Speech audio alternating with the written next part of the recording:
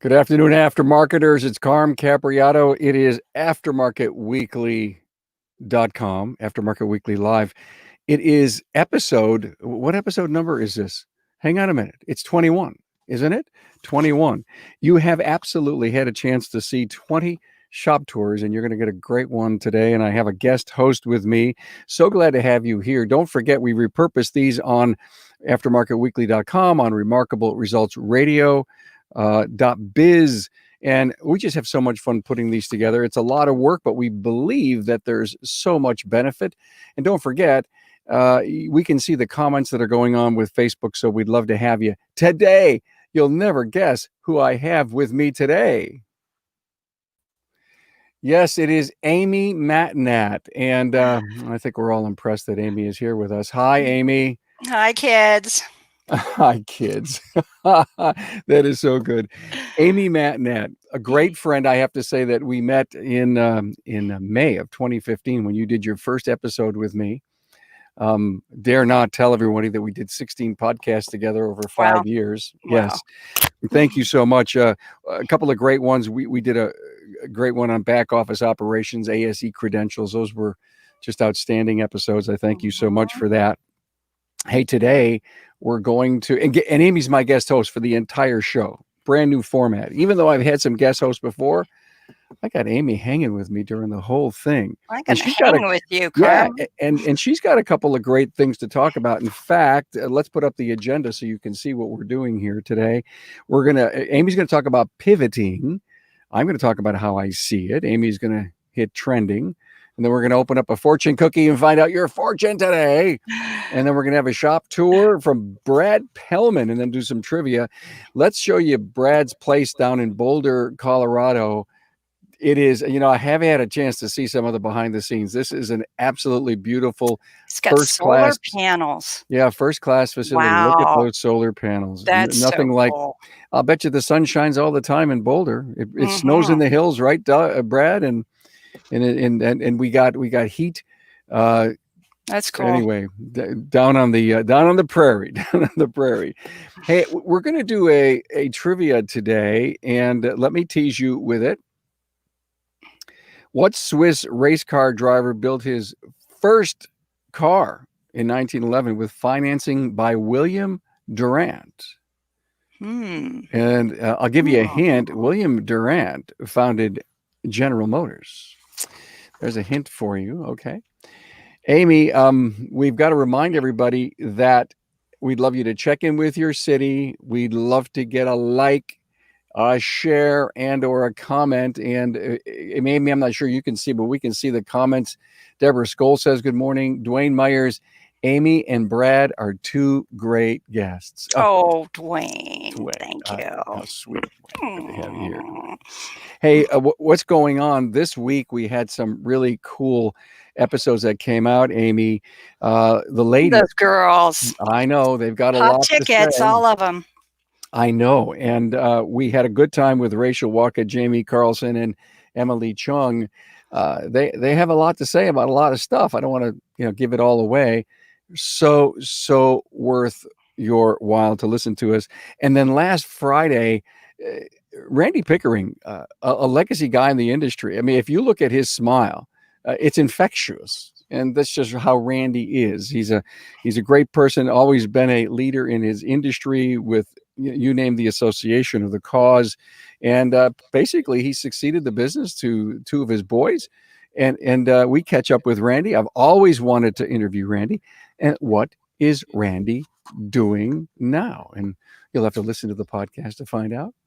Hey, Amy, so glad you're here. I know you're gonna bring a couple of topics. And first one, we want to talk about pivoting. And I know you have a great story to tell about that. So pivoting. When I hear pivoting, what I visualize is soccer player, basketball, football, when they're flying down the field and they stop and they switch directions and off they go. That's what I think of pivoting. And if you look it up, business pivoting is intended when you're in a tough situation, when you need to make a change so that your business can keep going. Yeah. So I don't know about any of you, but Can you think of anything that's been a little difficult lately that we've had to pivot on? Oh my. How Hmm. about the stress of the pandemic? Mm. You know, it's been crazy. It's been crazy. So yeah, COVID has changed everything. Nothing is the same. It's all different. So, story time. Okay, good, good. I love your stories. So, when I've been in my business 20 years, owned it 11, was a partner for 5, and before that I was an employee. So, I think being in the employee was really good foundation for me because it kind of gave me the sense of what everybody in the back goes through. So I live in the North Country up in Vermont, the snow belt. It gets very cold here. We can go down to, 20 below, lots of snow, ice, really crappy weather, January, February, and March. So what I have found over the years is that no matter what we do, our business goes like this. It's cyclical because we have tires. So January, February, March, deader and a doornail. Then we hit April and it's like tire season. And we do tires, tires, tires, tires. We go into summer. Summer's great. Then we go into fall. Tires, tires, tires, tires. And then bam, we go back into January. And no matter what I've done over the years, there's only so much you can do to bribe people to come out into the cold and give you their car and drop it out, the whole thing. They don't want to. They want to come in the fall and have you do everything to my car so I don't have to come back in until spring. So we've had, challenges. One of the things that I had a challenge with over the years was I would find a really good tire guy. And then January, February, March would hit, and I'd have no work for them because I'm trying to keep my 2 master technicians employed. And so I would have to lay them off. And then we'd get through the winter and I'd have to find another tire guy. So I kept looking. So pivot, we started undercoating. So we undercoat January, February, March, then we tire, and then summer he undercoats and then he goes back to tires. So that was a good change. So Amy, let me ask you a question. You put in undercoating because the roller coaster, the cyclical part was too deep. Well, the reason we started undercoating really was because I have 5 loaner cars, a shuttle vehicle, a plow truck. I have 4 vehicles. Everybody here has multiple vehicles. And they put too much salt on our road because we have so many tourists that we have a clean road policy. So they put so much salt on our road that it just rusts our cars out. Got it. So the undercoating started to save our vehicles.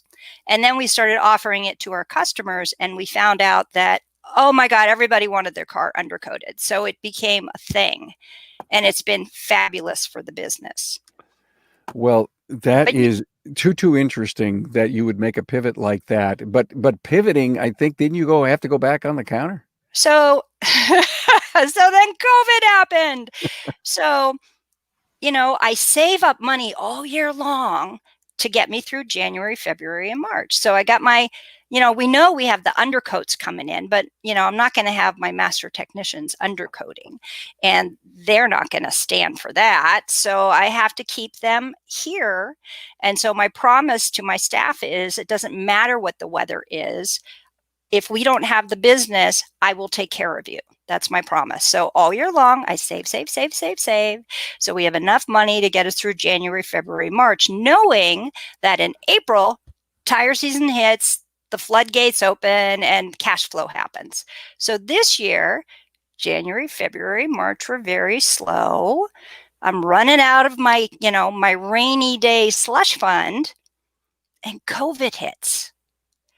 And so, everything closed down. We're essential, but nobody, my front staff didn't want to come in anymore. So I took over the front, but I'm thinking, okay, that reduces payroll. And if it wasn't for the PPP money, I would still be digging out from debt. But the PPP money saved us. And so my biggest pivot was that there's a lot of unknowns and nobody knows when this thing's going to go away. I'm hearing a year, 2 years, you know? And so we're not out of the woods. And this whole summer, I decided I would stay on the front desk, work my butt off. You know, I have not worked this many hours in probably 15 years. And you're probably not the only one in the industry that had to Probably not yes. reinvent themselves. Yep. But just think of all the, I mean, I can't imagine, oh, we got to do this. You probably have 3 yellow pads full of notes on the day that Nonstop. day that you go back and literally pull the levers from behind the scenes instead of in front of the scenes. Yes, You'll because now you're probably doing both. yeah, you'll make a lot of improvements to the business. Hey, Yeah. look at, I want to move on, and I thank you so much for this. And I think you basically explained to many people in the industry that they're not alone, and you're not alone. So thank you for that. I want to be sure we get Brad in and give him plenty of time to do his. But I think based on the time frame that we're at, everyone who's listening and who's watching, is I was going to do this thing on apprenticing right now. And Rick, I just want you to put up that one slide. And I am not going to do this thing on apprenticing because I want Amy to do her second piece. But here's the reason that I am so hipped up on apprenticing. Okay, this is the slide I was going to do. Rick, show the second slide real quick, and I want you to, and do me a favor, show the next one. On Friday, which is why I was going to talk about apprenticing today, we're doing an Town Hall Academy on Apprentice Stories. Those 3 men that are right there have gone through apprentice programs in 2 shops in the U.S. And I am hotter than anything about getting shops to be building apprentice programs. So not only was I going to talk about it today, and I was going to share the fact that I'm going to do an Apprentice Stories. We've done a lot of shows on apprenticing. And as you can see right there, and I'm going to tell you something. I think this is a trend, and we need to be worried about it. So anyway, Amy, I want to put you back up, and I want you to talk about your next. You were going to do something on trending for us. So I'll do apprenticing next week after that we have the show in the can, and we'll talk about that show. We'll talk about my feelings on apprenticing. So Amy, let's just come right back to you, and let's do your trend piece. Well, you know, it's interesting that I did have that as one of my trends, is that there still are not enough technicians to fill the bays of all the shops. And my guy who does tires and undercoating is also our apprentice. We're a Napa Auto Care, and they have an apprentice program, which he is part of. Oh, and he just got his ASC in brakes. He does a lot of brakes. So now he's a brake expert, and we're moving him on to the next thing. So yes, apprenticing is key. Okay. So the things that I have on my trending is, and I don't want to be all doomy and gloomy, but there's then don't be. Okay, well, we got COVID, we got unemployment, we've got an economy that's tanked, we don't have enough technicians, there's very little diversity in this whole industry, in the whole aftermarket. And so being a minority, I can speak for my side of, the minority, is that there's a lot of women out there who want to be in our industry. And I'm on a lot of forums and Facebook groups of all these young women who I mentor online. And some of the stories I hear from the women technicians and service advisors are disheartening. They're frustrated. They're not being treated fairly. They're being bullied. I'll use the word bullied because really that's what it is. And so my advice to them always is find another shop. Don't take it, find another shop. So I would throw out there to my fellow shop owners is, you're looking for technicians. There's a lot of wonderful women technicians, trained, experienced, who have enthusiasm and excitement to work hard. And if you would advertise that you are open to hiring a woman or, any other minority out there, I think that you could be very successful in filling those bays full of very good technicians. So what else is trending? Black Lives Matter, global warming, and the election is in 4 weeks today, which is crazy to think that it's actually, in 4 weeks. And so again, talking about that pivoting is who knows what's going to happen between now and then. Yeah. Well, no matter what happens, we still have to run a great business. We still have to give our customers great service. I love your point about, women in the industry. We've done a lot of shows on that. We probably maybe not enough, but we've talked to woman technician, woman service advisor, woman owner in a panel.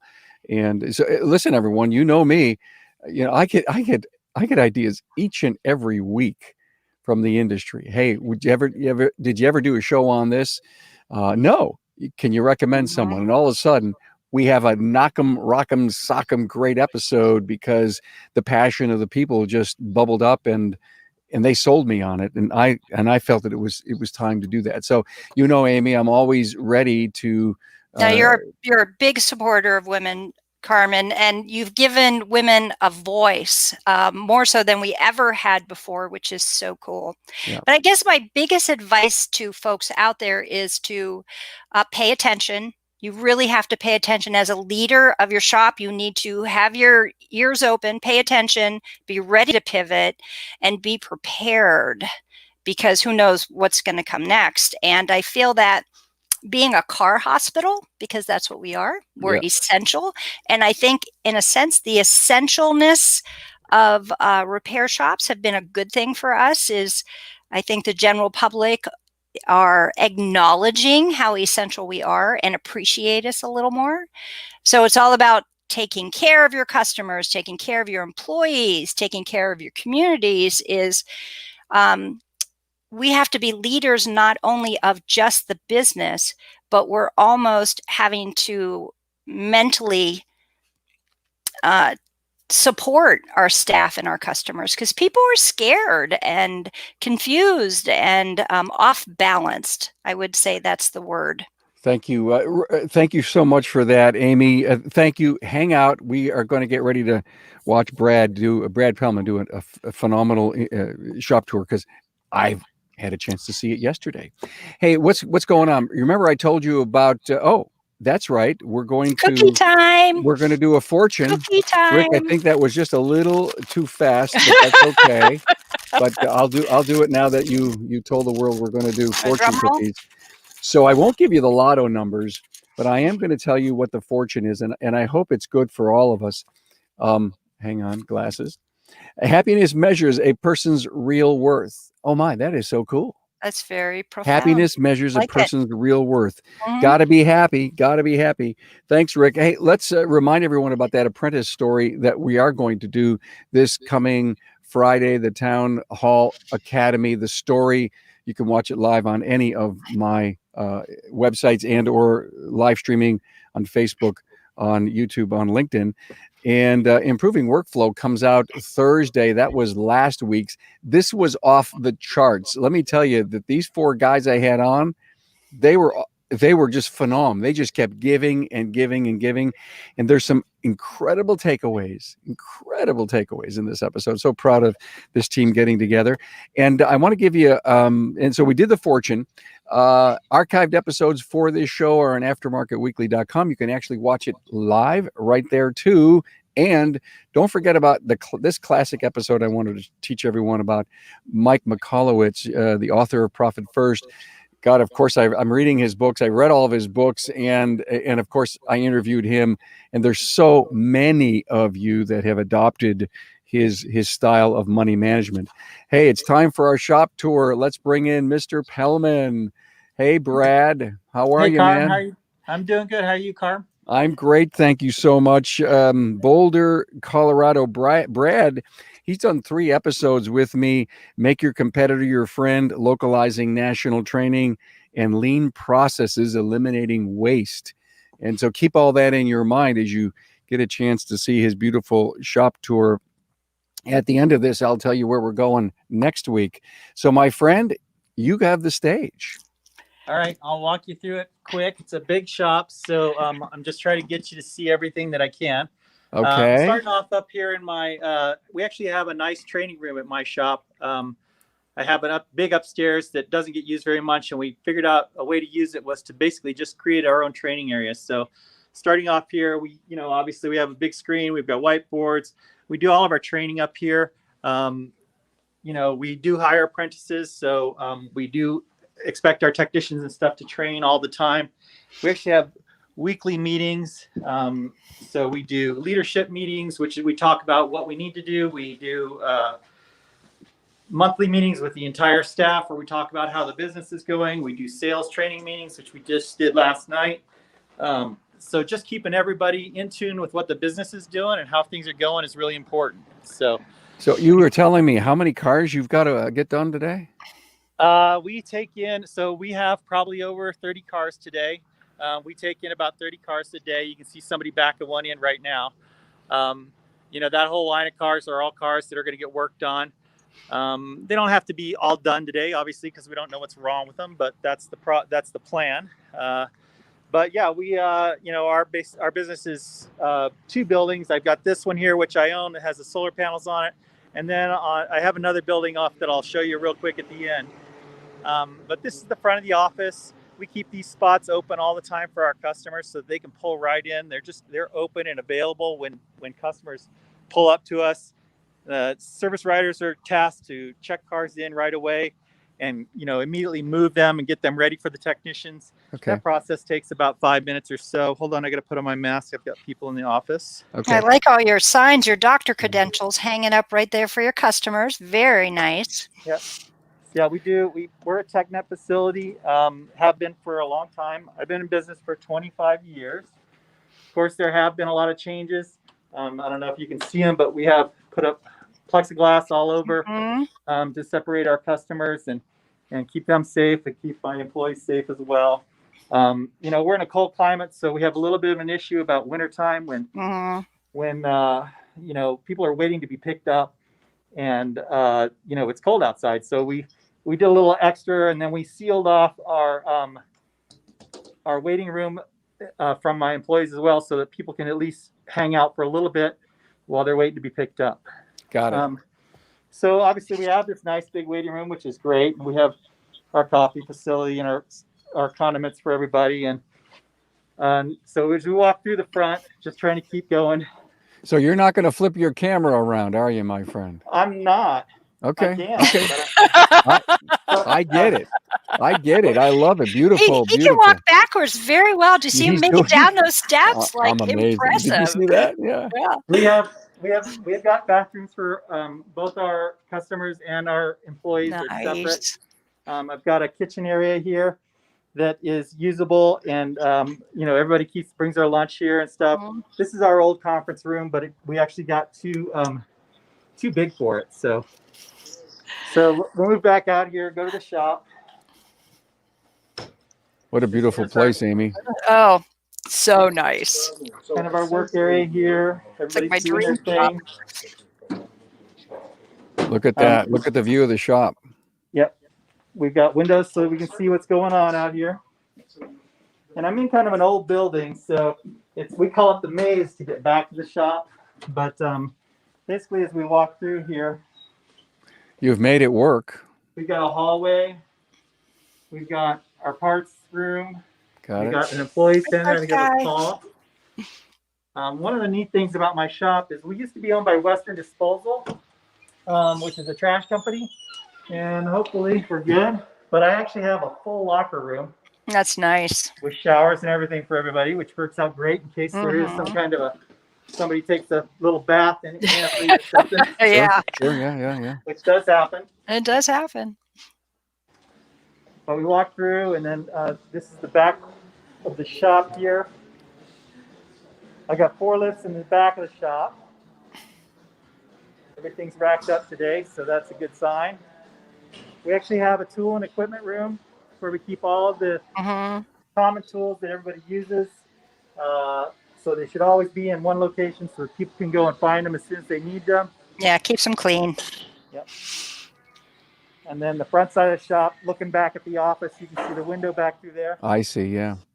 And Anything then new in the shop, Brad, that you've recently added or done or improved or updated? the most recent thing we've done is we purchased a picoscope that we now have, and we actually have two, and people use those on a regular basis. But I'm a well-stocked shop. I've always believed in being in front of technology. So, we have tablets. We do digital check-ins. Every employee has a computer on their workstation, so that they have access to anything they need. We do have some tire equipment. We do tire work, but we're not a tire store like many shops across the country. Back here, we've got our alignment bay. So where we do all our alignments. Every one of my technicians does alignments. I don't have one person dedicated to that. I love that option because my expectation is if you put the parts on it, you should be the one to make sure that it aligns properly as well. Yep. Great So point. coming Great back point. outside. Are you requiring the techs to wear a mask, Brad? I don't. I have a lot of space in the shop, so it's their option to do so if they want. If they come into the office, they have to put their masks on. But anything around the customers is required.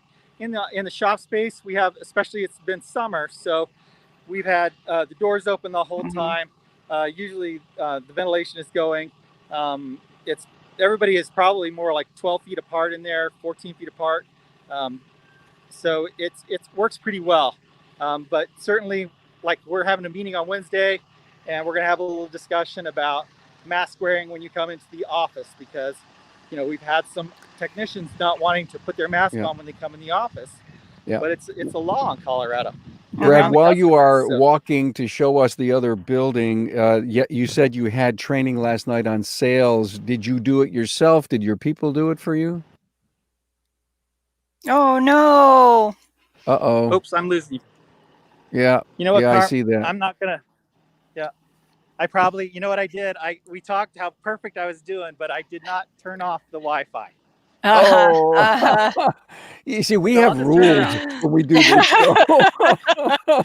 So you have a big giant other shop. There it is. Here, there's two more shops that have 4 more lifts in them, and that actually, we run that as a separate business. Okay. Only we take all of our customers into the office that I showed you. Okay, so got everybody checks in up front. I have a dedicated service writer over there, and he works with that team over there. And then just in the morning and at night, he comes over here just for check-in and check-out. So, Brad, what point of sale do you use? We use Mitchell. Okay. So Mitchell is great, and we have bolt-on for our tablets, because that works great together. And cool. I'm going to turn this way because the sun is bright. All right, Brad. Thank you so much for this. Please hang around as we bring this episode of Aftermarket Weekly to a conclusion. Love to have you with us as we bring this down. Next week, we're going to go to Dallas. We're going to hang out with Chris Cloutier at Golden Rule Auto Care. We're going to see his place. He's got 2 places, so we're not sure which one. And my guest host is going to be Rob Merwin from Aftermarket Matters Weekly. It's a great, great newsletter. You've got to see it. If you don't subscribe, you should. So Rob Merwin's going to be with me tomorrow. Now let's finish with our trivia. So I asked the question earlier, what Swiss race car driver built his first car in 1911 with financing from William Durant? Well, it was Louis Chevrolet. Yes, Louis Chevrolet. Now, William Durant also was known as Billy Durant. He was a leading pioneer in the United States automobile industry who created a system in which a company held multiple marquees, which seemingly independent with different automobile. They looked independent, but they were all under one unifying label. In this case, it was GM. Durant, along with Frederick L. Smith, co-founded GM, as well as Chevrolet with Louis Chevrolet, and he also founded Frigidaire.